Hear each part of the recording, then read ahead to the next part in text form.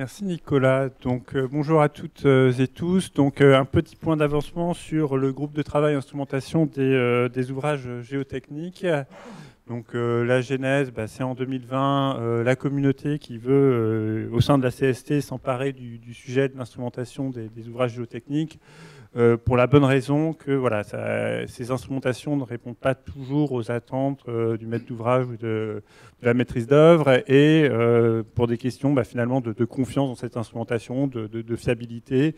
Et l'idée, c'était de faire finalement monter un groupe de travail et éditer un guide qui permette, je dirais, à l'ensemble de la communauté de se familiariser avec ce sujet et de définir qu'est-ce que va être une bonne instrumentation.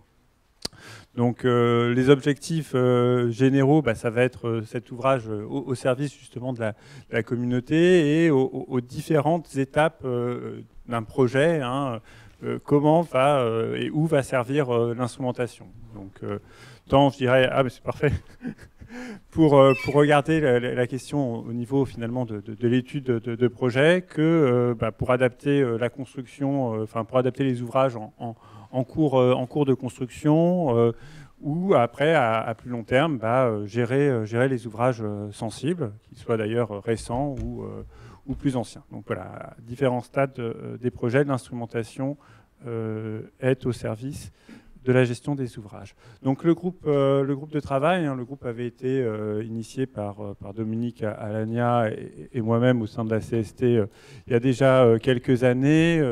Delphine Boutéon nous avait rejoint pour le suivre il y a aussi quelques années maintenant. Une petite vingtaine de personnes, je dirais représentatives de l'ensemble de la communauté, et je dirais 80 ou 90% actives, voire très actives dans la préparation de ce guide. Voilà, un petit bilan de l'activité 2022-2023, une dizaine de réunions, quasiment tout à distance, sauf la dernière qu'on a fait en présence à Lyon la semaine dernière, avec un travail collaboratif principalement avec une gestion sur Teams pour éditer le guide. Au début, rédaction par chapitre, avec quelques points menés en parallèle, comme la rédaction d'un lexique, la préparation de la bibliographie et des figures, et donc une synthèse de l'ouvrage qui a été réalisé en tout début d'année, et où maintenant on est dans une phase de relecture, de validation interne. Juste pour donner un aperçu du contenu du guide, il n'a pas changé depuis l'année dernière. Donc l'idée, c'est d'avoir quelques premiers chapitres qui donnent les bases de l'instrumentation, les objectifs du guide et je dirais les objectifs généraux, des principes sur la mesure. Donc qu'est-ce qu'on cherche à mesurer, comment le mesurer, est-ce que c'est des mesures directes, est-ce que c'est des mesures indirectes, qu'est-ce qu'une bonne mesure physique. Le chapitre 4 qui s'intéresse au choix des capteurs. Alors, c'est dommage, j'ai une image qui a disparu, mais où finalement on aide au choix de la solution à utiliser.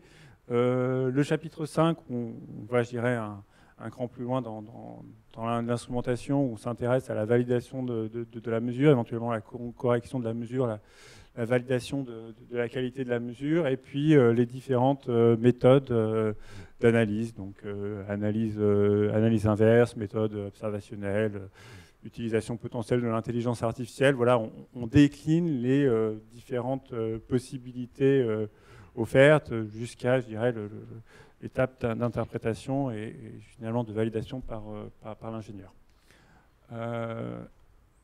Et après, on arrive au chapitre 6, où là, on va décliner ces différents principes par typologie d'ouvrage, ou notamment pour chacun de ces ouvrages types, on va décliner, alors je ne sais pas s'il y a un pointeur, voilà, on va pouvoir décliner une instrumentation typique. En annexe, on a la bibliographie et on a tout ce qui est lexique et acronyme. et également un certain nombre de fiches types, donc, où on va avoir typiquement 2 pages l'illustration d'un ouvrage, donc sa description, la manière dont il a été instrumenté et quelques résultats de mesure. Voilà, donc ça renvoie, je dirais, ça montre la pertinence, la déclinaison sur l'ouvrage de toute la partie un peu plus je dirais, théorique, quand même pas dans la théorie, mais qui a été faite avant. Voilà. Donc, programme de travail 2023-2024. Donc, j'ai noté que le livrable était pour le 4e trimestre 2024. Ça me va bien. Enfin, j'espère que ça me va bien et que ça va bien au groupe.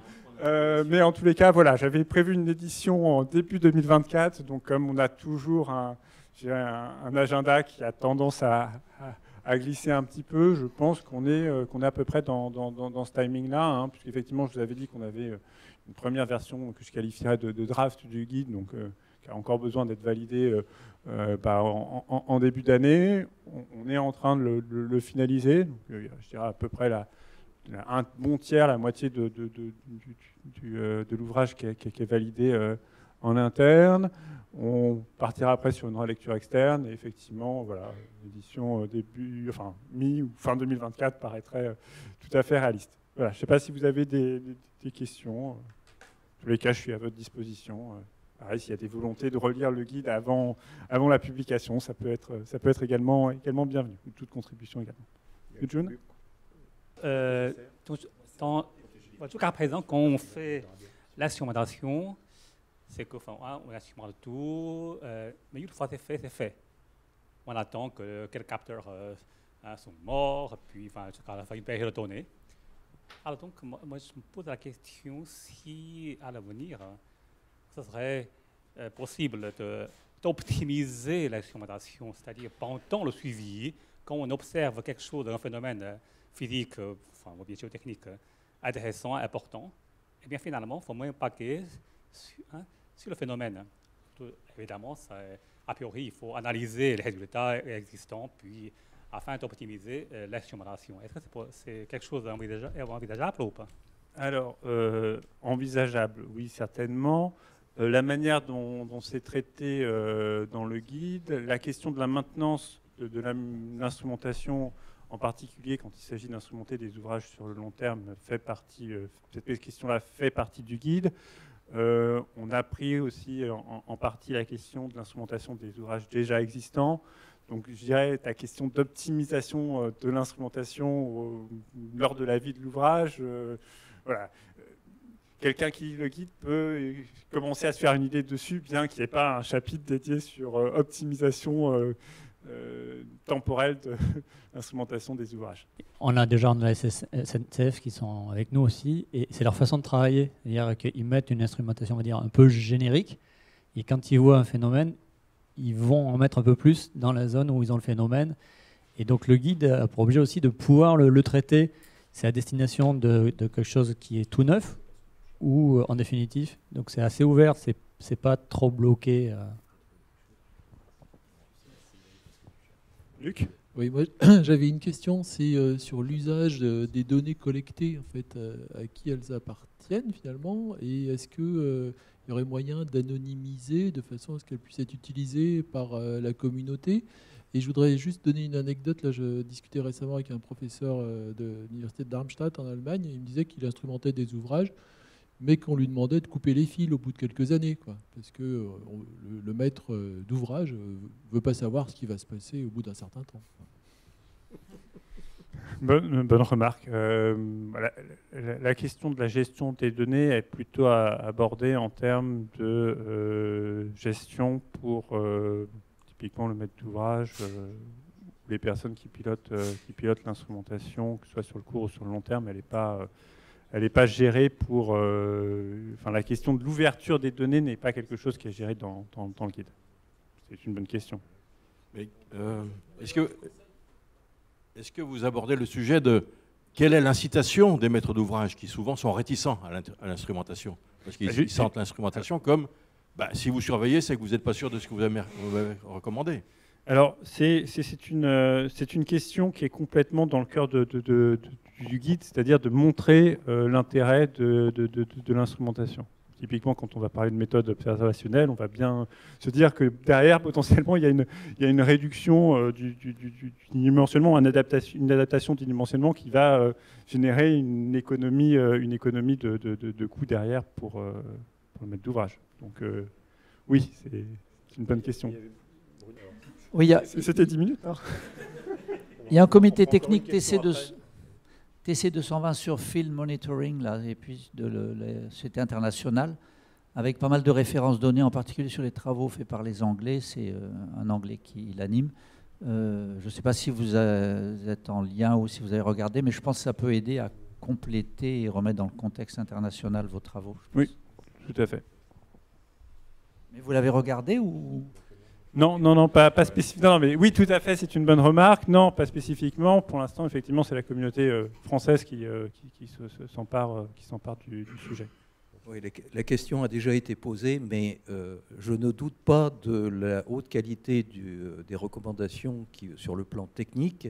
Mais la question, est-ce que ce document, il sera suffisamment, je dirais, proche des maîtres d'ouvrage pour qu'on puisse le diffuser à des maîtres d'ouvrage et qu'un maître d'ouvrage qui n'est pas sachant puisse sentir le bénéfice à faire une instrumentation raisonnée, bien sûr.